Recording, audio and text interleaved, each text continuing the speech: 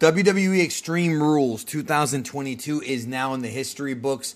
Without question, one of the better and more memorable shows in recent memory. Probably one of the best shows put on from the Triple H era so far. Ever since Triple H has taken over WWE with the creative, there's been one great show after another, one big surprise after another, but perhaps none were executed as well or as skillfully as The Legend of the White Rabbit, which of course was pretty much blown off tonight with the return after over a year of Bray Wyatt. It's really the worst kept secret in wrestling. That's what closed the show on this pay-per-view.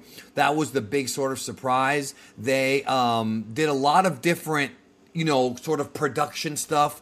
They showed a lot of the characters from the past, including different versions of Bray Wyatt, the stuff from the Firefly Funhouse, the stuff, he's got the whole world in his hands, all the different things that have represented the different versions of Bray Wyatt's character. All of that was shown tonight. And then, of course, it led to this door. And the way this was done, and for those who don't know, this was basically Bray Wyatt is the man. Bray Wyatt, Wyndham Rotunda, is a huge fan of horror films. He loves horror films, and seeing him here, seeing the door, like that was straight up ripped out of Poltergeist, and it was perfectly well done. That to me was the perfect way to end this show. The show, was a good show with really good matches, good wrestling, but the show will probably be remembered by this moment, by Bray Wyatt's comeback. Not to mention, it'll also be a thing where Bray Wyatt got one of the biggest pops of the year. Like, that was a massive, massive reaction, even louder than the same pop that MJF got at the end of All Out a month ago. And let me tell you, boy, did they execute this a hell of a lot better than AEW did with MJF. MJF is obviously a super charismatic guy, so is Bray Wyatt. I'm not comparing the two as promo guys or wrestlers, but when it comes to the overall production, the WWE and the build-up to it was so much better than what AEW did. AEW did it it was cool, but it wasn't as cool as how WWE did it. So, besides the Bray Wyatt return, the main event match was a fight pit match between Matt Riddle and Seth Rollins, blowing off the feud between the two, with Matt Riddle winning by submission. Daniel Cormier, or at least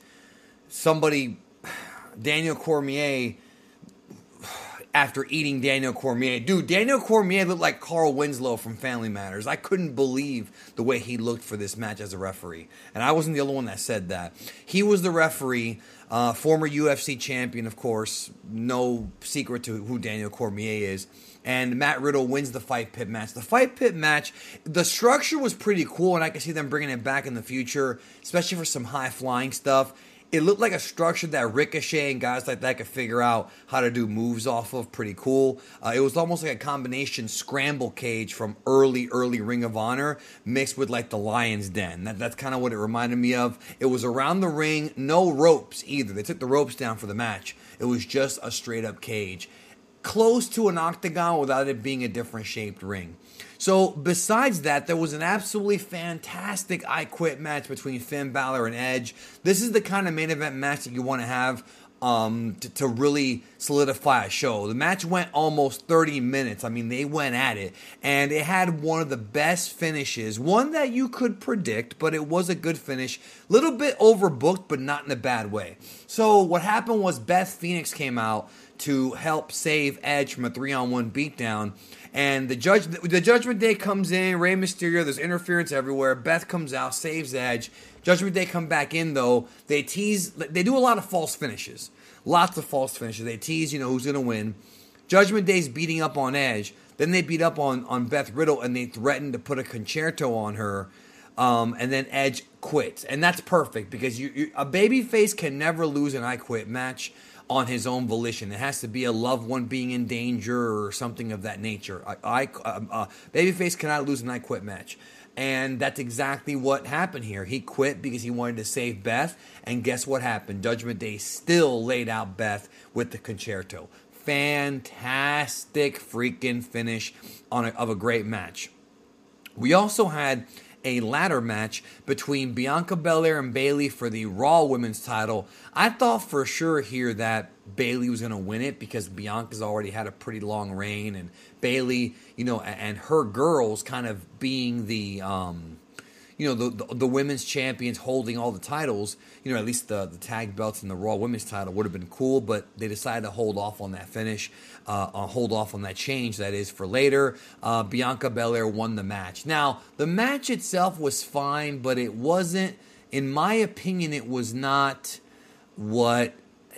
I don't think it was as good as I was expecting. They did work hard, and there was some really brutal stuff in this match. There was some really creative stuff, but I feel like they felt they were kind of running low on time, and I liked the double KOD on Damage Control. That, to me, was like the highlight of the match. I feel weird because I can't even say the match was not good. Let me take that back. It was good, but maybe I expected it to be a bit more, have a few more like Daredevil type moves, but maybe neither woman wanted to really take those kind of risks. Either way, though, it told a good story.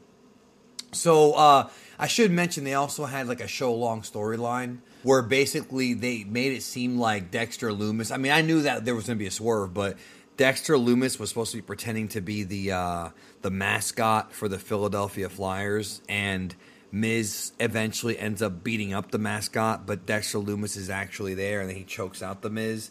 So I don't know where they're going with this. I think it's been going for quite some time, honestly, this whole Dexter Lumis thing. But it's fun. They're fun segments on the TV every week, but I wonder when they're actually going to have a match. So the rest of the show rounded out with some... there was some good and some bad. Ronda Rousey, Liv Morgan, I thought was decent, but I also thought, they did okay, but they also made a lot of mistakes. There was some real awkward spots here near the end, looked like some botches. I'm not sure if that's Ronda's inexperience or Liv not really being too athletic. I couldn't really tell you. I did like Liv Morgan's title reign, though. I actually really did enjoy it. That title reign was a lot better than I was expecting. Way, way better than I was expecting.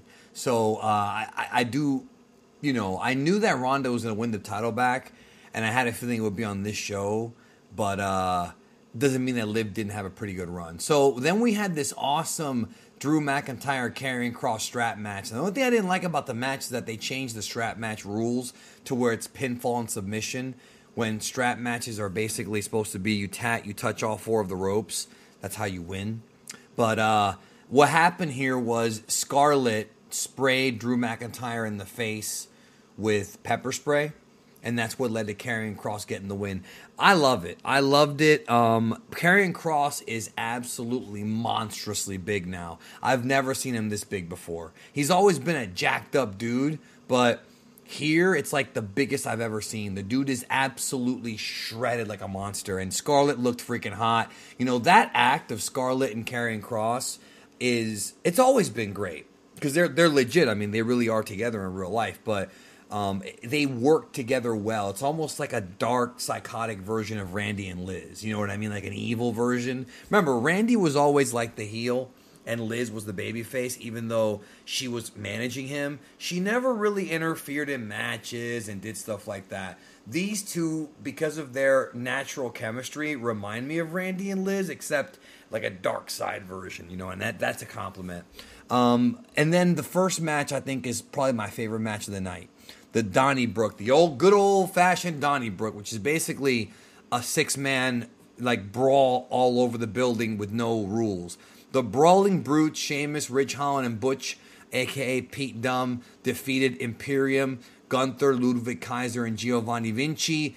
Good, solid match. They did a table spot and broke the announce table in the first match.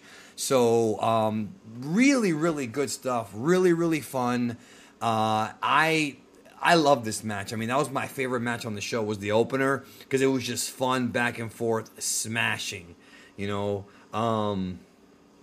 really, really good shit. So, this was a good pay-per-view. I mean, I don't know if it's the best WWE show of the year, because I feel like WrestleMania Night 1 might have edged it out, but it's definitely up there. Because I really like the Royal Rumble.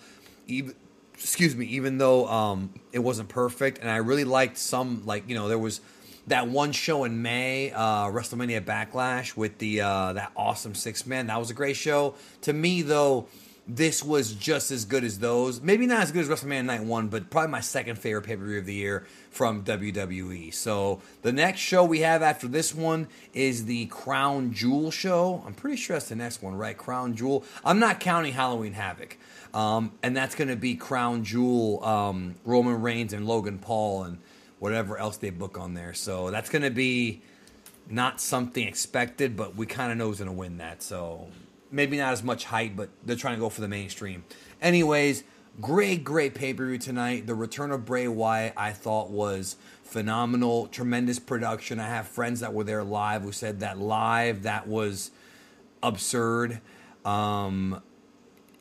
It just, it just blew my mind. It just blew my mind. Anyways, I loved it. What did you think? Let me know. We'll talk soon. And I wonder what Bray Wyatt's going to do now.